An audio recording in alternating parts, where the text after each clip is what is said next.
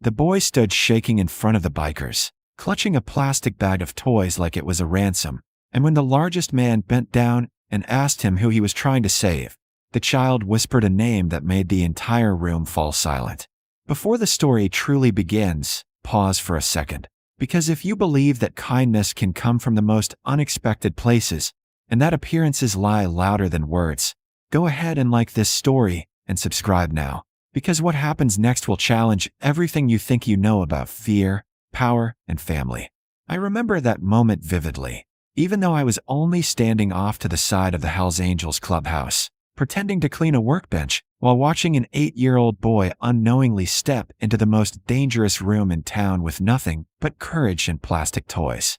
His name was Eli, though I didn't know it then, and the first thing that struck me wasn't how small he was, but how deliberate his steps were, like he'd already decided there was no turning back. The clubhouse smelled like oil, old leather, and burned coffee, the kind of place adults cross the street to avoid. Yet there he was, shoes scuffed through at the toes, jeans too short at the ankles, a faded hoodie zipped all the way up like armor. The men around him, men with scars, prison ink, and decades of bad decisions etched into their faces, slowly went quiet, one by one noticing the impossible scene unfolding in front of them. Eli didn't cry. He didn't ask where to stand. He just walked until he reached the center of the room, set the bag down carefully on the concrete floor, and looked up. I could see his hands trembling, but his voice didn't when he finally spoke. He said he needed help, not for himself, but for his mom, who hadn't gotten out of bed in 3 days, whose cough sounded like it was tearing her apart from the inside, and whose boss had stopped answering calls. He said the landlord had taped a notice to their door that morning, red letters shouting words he didn't fully understand, but knew were bad. When one of the bikers laughed nervously and asked what he thought they could do about that, Eli opened the back. Inside were a fire truck missing a wheel, 2 action figures worn smooth from years of play, a small dinosaur with bite marks on its tail, and a stuffed dog whose stitched eye had come loose. He explained, apologetically, that this was everything he had that was worth anything, and that he'd brought it because grown-ups usually wanted something in return. I watched the biggest man in the room, Ray, the chapter president, freeze mid-step, his shadow falling over the toys like a storm cloud, and I swear I saw something old and buried flicker across his face. That's when Eli said the line I'll never forget, the line that turned a room full of outlaws into something else entirely.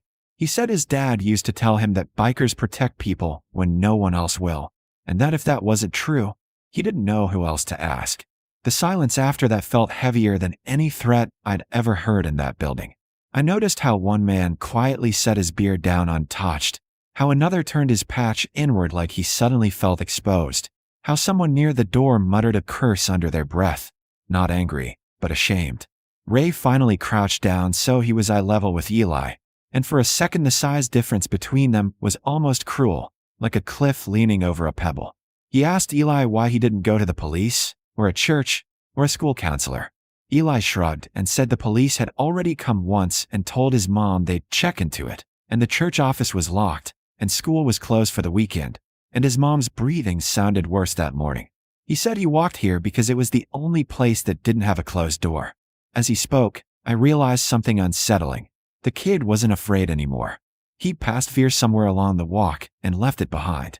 Ray reached into the bag, lifted the stuffed dog gently, and asked its name. Eli said it was Scout, because it was supposed to keep watch when his dad couldn't anymore. That's when Ray closed the bag and handed it back, telling Eli no one was taking his toys, not today, not ever. And for the first time, the boy's composure cracked just a little, confusion flickering across his face like he was bracing for rejection he didn't understand. Around us, chairs scraped back, phones came out, and quiet conversation started. Nothing dramatic yet, nothing loud, but I could feel the momentum shifting, like a storm building under calm skies. I didn't know then how far this would go, how many lines would be crossed, or how deeply that single plastic bag would change the course of several lives. But I knew I was witnessing the beginning of something irreversible.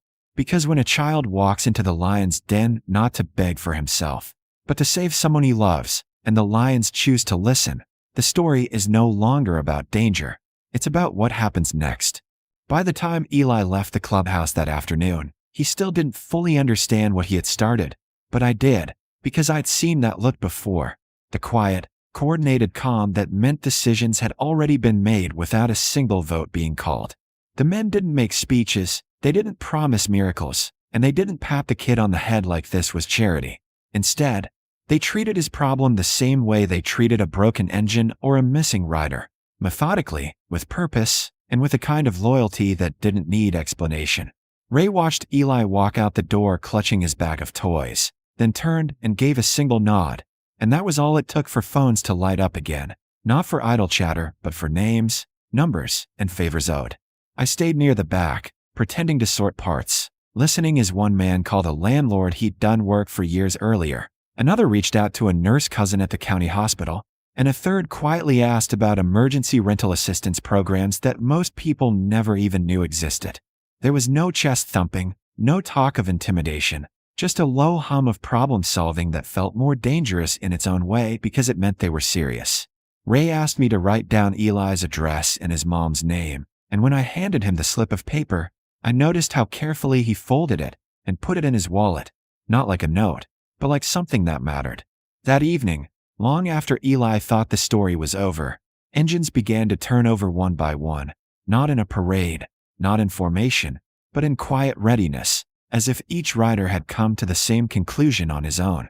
I followed in my truck at a distance, not because I was told to, but because I needed to see where this was going, needed to understand how a child's plastic toys had mobilized men who were used to being feared, not needed.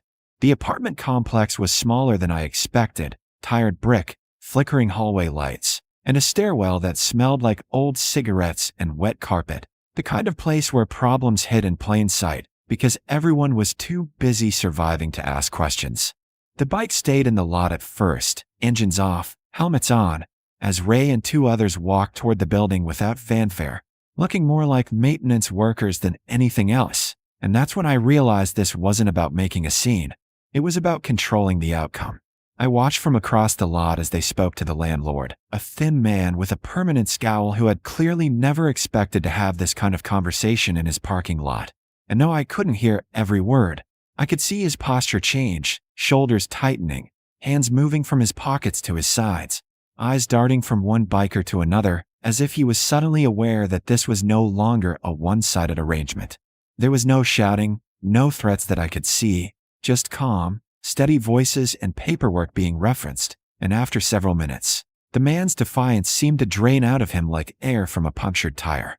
He nodded stiffly, gestured toward his office, and that was the moment I knew the eviction notice was already dying.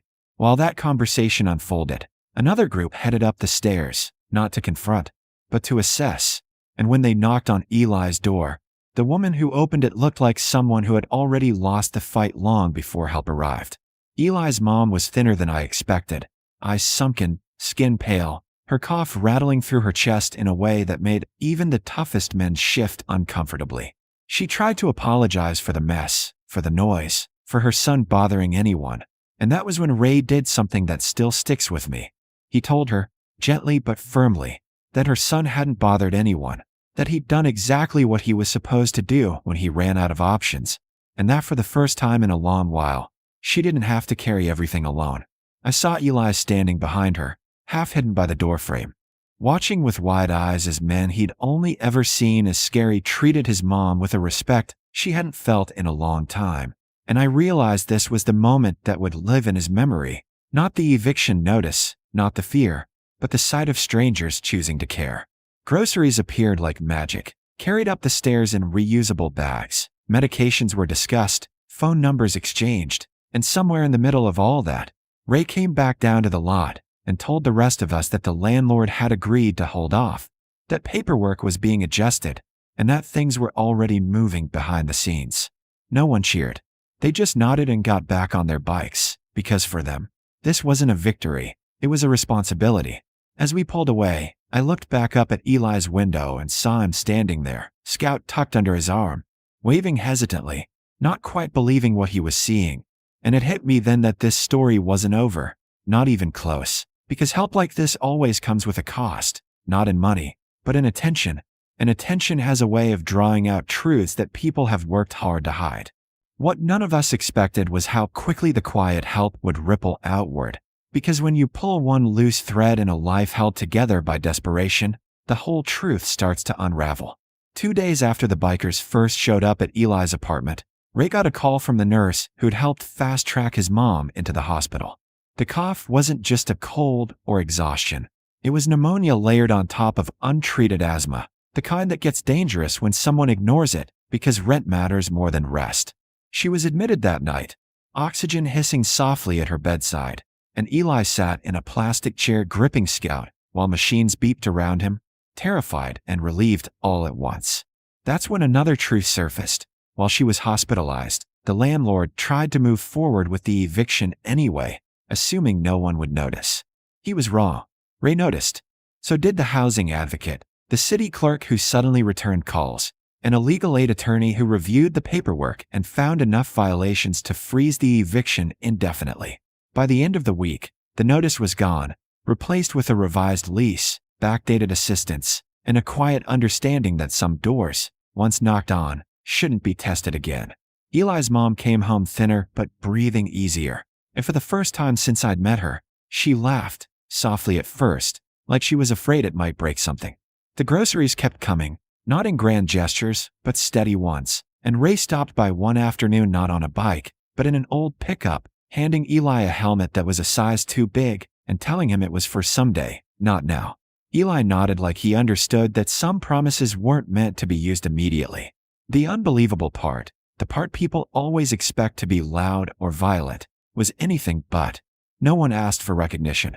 No photos were taken. The Hells Angels patch didn't appear on the news. Instead, something quieter happened.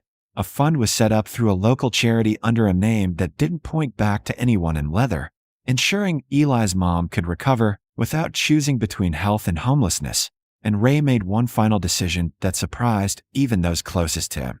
He asked me to drive Eli to school the following Monday, not to scare anyone, not to make a statement, but because he didn't want the kid to think help only existed in dark parking lots and back rooms. As I dropped Eli off, he paused before getting out of the car and asked me something I didn't have a rehearsed answer for. He asked if he did the right thing by giving up his toys, even though no one took them. I told him the truth, that the toys weren't the payment, they were the proof. Proof that he loved someone enough to risk everything he had, and that sometimes that's the only currency that matters.